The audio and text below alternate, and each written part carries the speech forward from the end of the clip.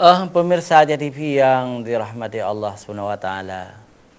Kita mendapat berita dari pasti ini dikirim oleh seseorang bahwa tadi malam Dr. Andes Haji Ar-Rahman Kaoy telah meninggal dunia di kampungnya di Berenun. Beliau adalah seorang pendakwah Singapedium Aceh yang luar biasa.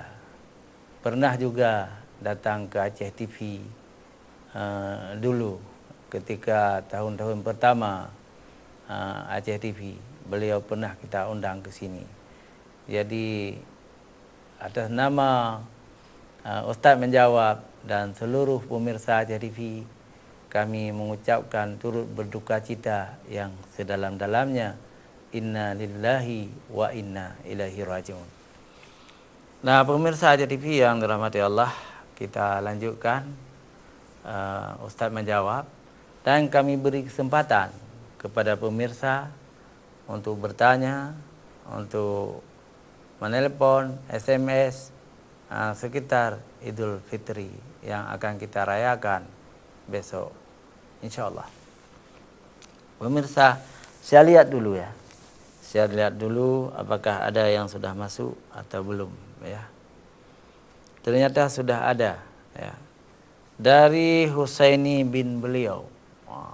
Beliau bertanya, Assalamualaikum Ustadz. Waalaikumsalam warahmatullahi wabarakatuh.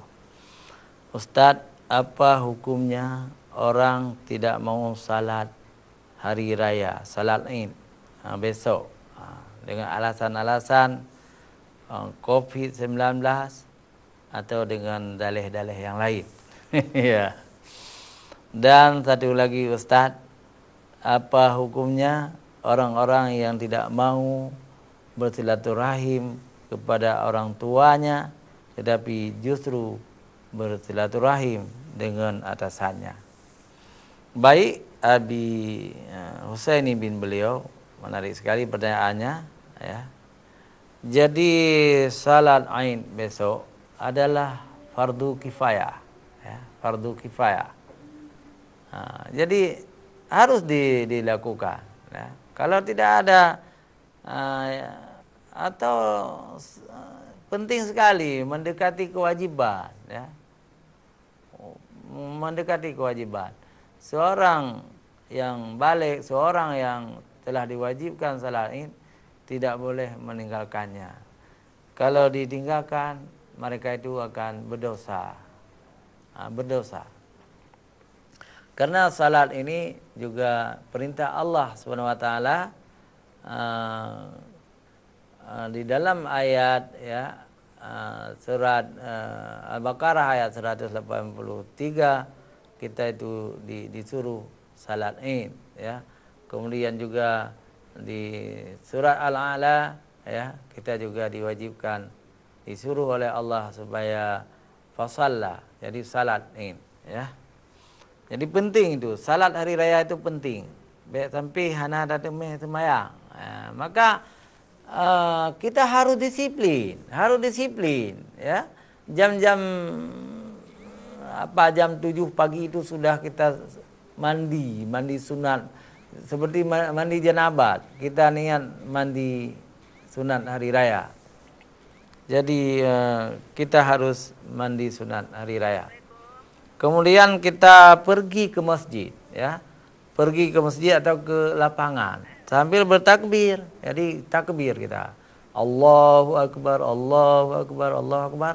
Dapat pahala yang luar biasa ya. Dapat pahala yang luar biasa. Jadi cara-cara menyambut Idul Fitri itu sudah ada sudah ada pedoman di dalam fikih ya. Dan tidak boleh sama sekali kita berbuat maksiat di pagi hari raya Idul Fitri ini. Dan sunat kita makan ya. Sunat kita makan, kita minum sebelum pergi salat Id ya. Beda dengan Idul Adha. Idul Adha justru tidak dianjurkan, makruh kita makan dan minum sebelum kita salat. Ada perbedaan di situ. Kemudian seorang muslim itu tidak boleh masbuk. Tidak boleh masbuk. Tambah rakaat menumpuk. Itu tidak taat orang itu. Jadi tidak boleh masbuk. Dua-dua harus. 2 rakaat itu harus utuh kita salat. Baik telat-telat maka disiplin itu perlu. Jangan baik fikir lain. Jadi singgah baik fikir lain. Fikir tentang ke sembahyang. Bengah-bengah fikir ke sembahyang. Lihat orang yang telat teruk, masbuk, itu tidak taat orang-orang itu, ya. Dan dengarlah khutbah. Dengarlah khutbah. Jangan bergeser dari barisan. Ada juga orang-orang tidak tahu agama. Anak mumpung agama kan. Balik sembahyang gaweh tu. Gawo atau geser tempat. Anak li pahala. Jadi taduk bermutumpuk nak kecuali ujian. Punya hana ujian baik minah-minah. Dari daurom tadi. Nyan tak betul siat. Dan khatib juga harus sadar. Jangan terlalu panjang khutbahnya. Kalau paling lama 30 menit, lebih baiklah 20 menit gitu. Nah yang terjem khatib, nya hana mupong, hana gaya beut. Hana gaya beut pika. Mata khutbah orang raya terjem. Nya jera jamaah, baik sampai jera jamaah, menyegot ron ceramah 20 minit je. Tapi lebih baik 20 menit, ya. Lebih baik 20 menit atau 25 menit, ya. Satu lagi di hari raya itu yang paling utama, tapi kalau hari rayanya normal. Beda dengan kondisi sekarang.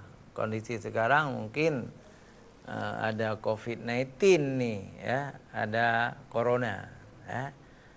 Jadi kalau normal hari rayanya kewajiban seorang anak soleh, yang pertama pulang ke rumah ibunya, dan bapaknya. Jadi bersalam-salaman, bercipika-cipiki, tidak masalah dengan orang tua.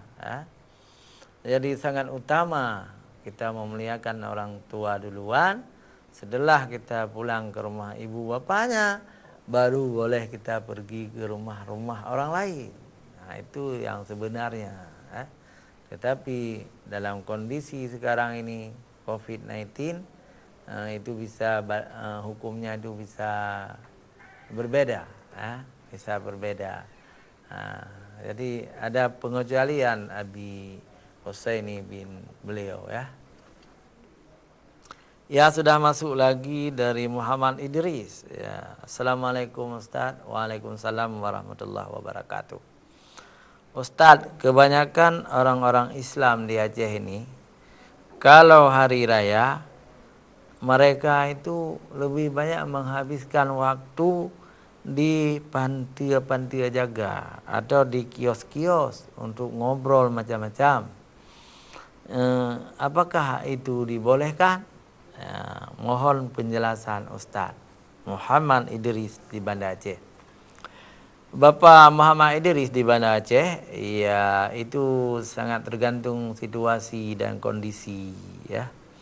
Katakanlah misalnya orang suka beramai-ramai, orang suka bersenang-senang, duduk-duduk dengan teman lamanya, ya, tidak dilarang duduk-duduk di panti jaga, duduk-duduk di balai, duduk-duduk di simpang jalan juga tidak masalah di hari raya ini, asal menjaga mata, menjaga telinga, menjaga hal-hal yang buruk jangan ada.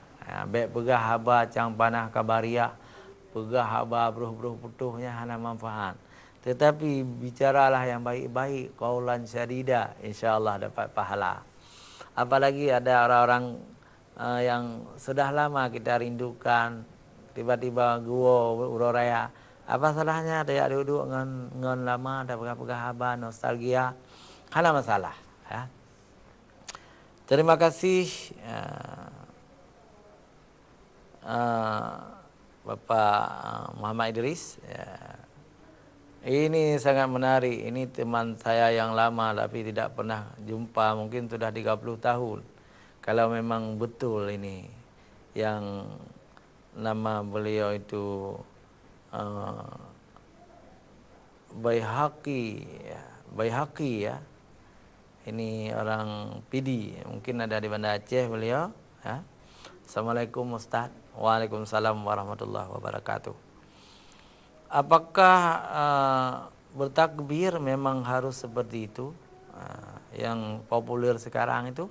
Tetapi di dalam hadis sahih ada kalimat-kalimat yang tidak ada di dalam hadis, ada tambahan-tambahan sekarang ini. Bagaimana hukumnya itu Ustaz? Iya, Baihaqi ya. Jadi betul di dalam takbir-takbir kita itu ada tambahan syairnya dari ulama-ulama kita. Sebagian ulama membolehkannya sebagai syair, sebagai syiar ya. Walaupun di dalam hadis tidak ada kalimat itu. Tetapi ada juga ulama-ulama, terutama ulama yang menamakan diri mereka itu dengan salafi, tidak suka tambahan-tambahan. Misalnya yang tambahan-tambahan itu adalah dibaca ayat Quran, dimasukkan ke dalam Allahu akbaru kabira walhamdulillahi katsira wa subhanallahi bukratan wasila la ilaha illallah wahda wa nasara abda wa azzama jundah dan seterusnya. Mereka tidak mau karena katanya tidak ada dalam hadis. Tetapi kebanyakan ulama di Aceh membolehkan karena kalimat-kalimat itu juga kalimat yang indah, kalimat-kalimat tauhid juga ya, kalimat wala na'budu illa iyyahu mukhlishina lahuddin. Itu juga ayat Al-Qur'an. Jadi boleh menambahkannya. Saya mohon maaf karena saya dibesarkan dalam mazhab Syafi'i ya. Kami membolehkan menambah-nambah itu. Kalau ada teman-teman yang salafi katanya tidak boleh bid'ah menambah-nambahkan, jadi kita hormati juga ya, kita hormati juga. Pemirsa jangan kemana-mana, kita lanjutkan setelah jeda iklan berikut.